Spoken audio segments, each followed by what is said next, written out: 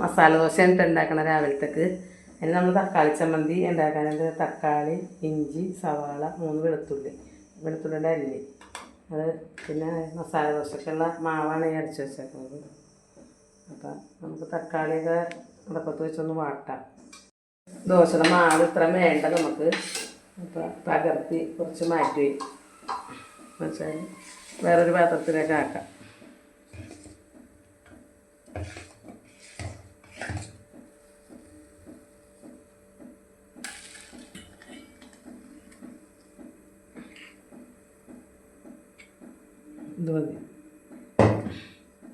ഇത് മതി നമുക്കിത് ഇന്നത്തെ ആവശ്യത്തിന്. ഇപ്പം ഇത് മതി.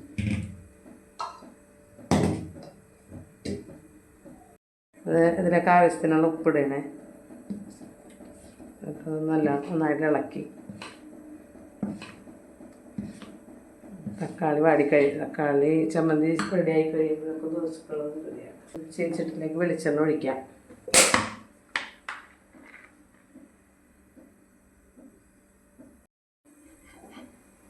നമുക്കിതിലേക്ക് ഉഴുന്നിടാട്ടാ. കുറച്ച് ഉഴുന്നിടണം.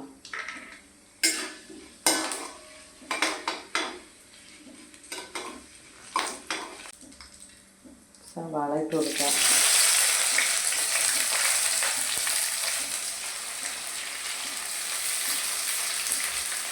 ഇഞ്ചി, മുളക്, വെളുത്തുള്ളി,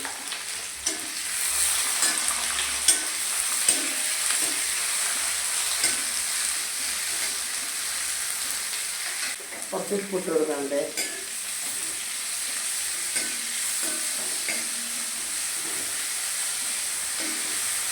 നന്നായിട്ടൊന്ന് വാടട്ടെ.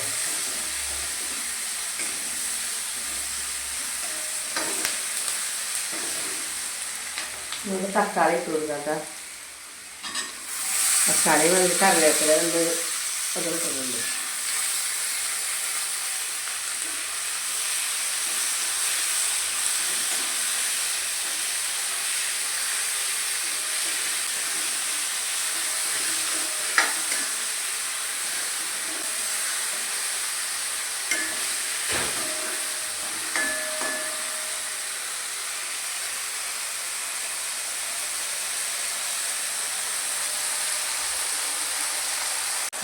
നിങ്ങൾ മഞ്ഞൾപ്പൊടി കുറച്ചിട്ടിട്ടുണ്ട് കേട്ടോ.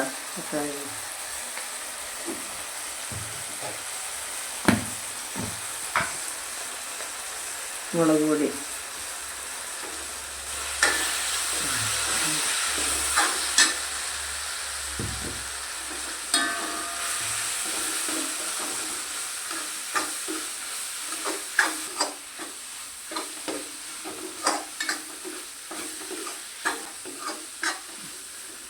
നമുക്കിത് എടുക്കാം. എന്താണെന്ന് വെച്ചാൽ ഇത് ചൂടാറിയിട്ട് വേണം നമുക്കിത് അരച്ചെടുക്കാനായിട്ട്. മിക്സിയിലിട്ട് അടിക്കണ കാരണം കേട്ടോ. അപ്പോൾ എപ്പോഴൊക്കെ നമുക്ക് മസാല റെഡിയാക്കാം. മസാല ദോശ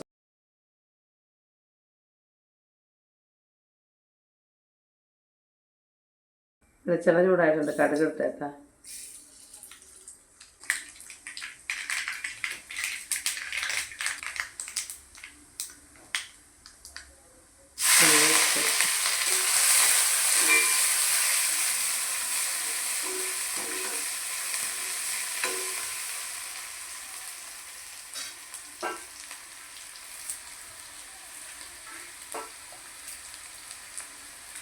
കുറച്ച് കറിവേപ്പില,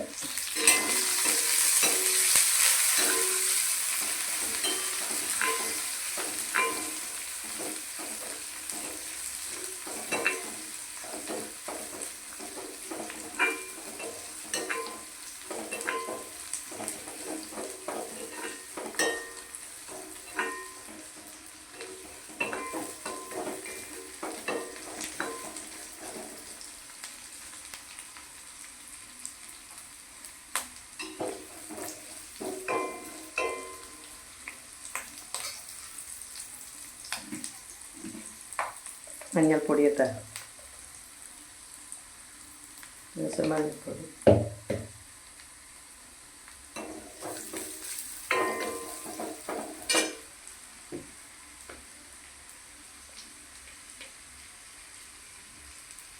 മുളക് പൊടി ഇട്ട്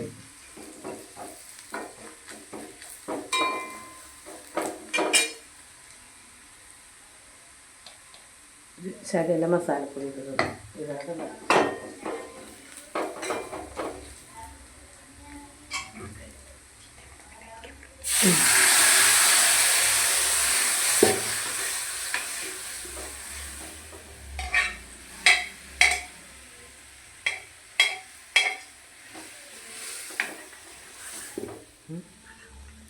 മസാല ഇട്ടിട്ട മസാല ഉരുളക്കിഴങ്ങാണത്. ഉരുളക്കിഴങ്ങ് വേവിച്ചപ്പോൾ ഒരു കഷ്ണം ഇഞ്ചിയും 2 പച്ചമുളകും സവാളയും ഇട്ടാണ്ട വേവിച്ചത്. അന്നേരം വേവിക്കാൻ വെച്ചപ്പോൾ അത് കാണിക്കാനൊന്നും പറ്റിയില്ല.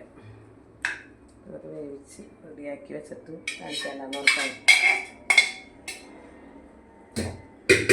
ഒന്ന് വെള്ളം പറ്റിയേക്കട്ടെ. ഒരു വെള്ളമായി ഉണ്ട്.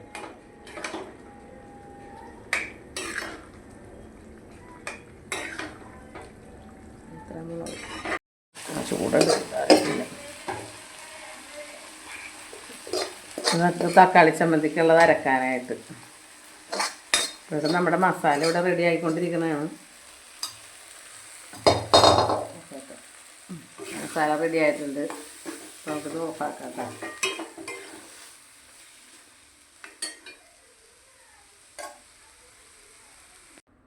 നമുക്ക് തക്കാളി ചമ്മന്തി താളിക്കാനുള്ള വെളിച്ചെണ്ണ ഒഴിക്കണം.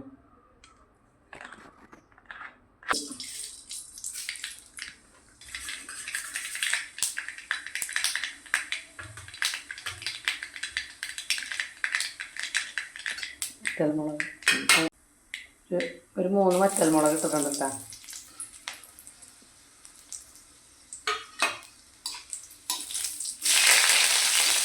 ഉള്ളി, ചെറിയ ഉള്ളി, കറിവേപ്പിലയാണ് ഇട്ടത്.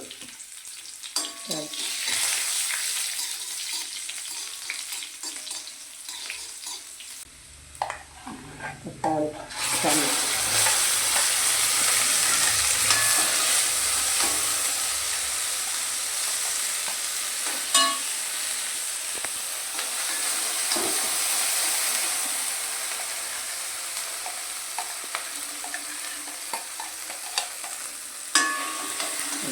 ചമ്മന്തി വെള്ളമൊക്കെ ഒഴിച്ച് ശരിയാക്കിയിട്ടുണ്ടാവും.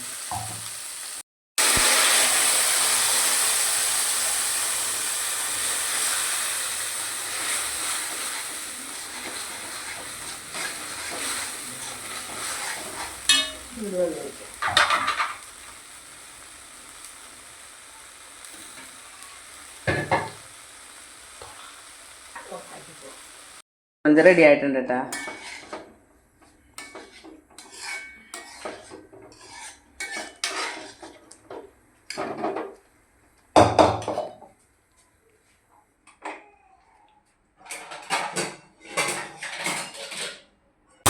നമ്മുടെ ദോശച്ചട്ടി അടുപ്പത്ത് വയ്ക്കുക.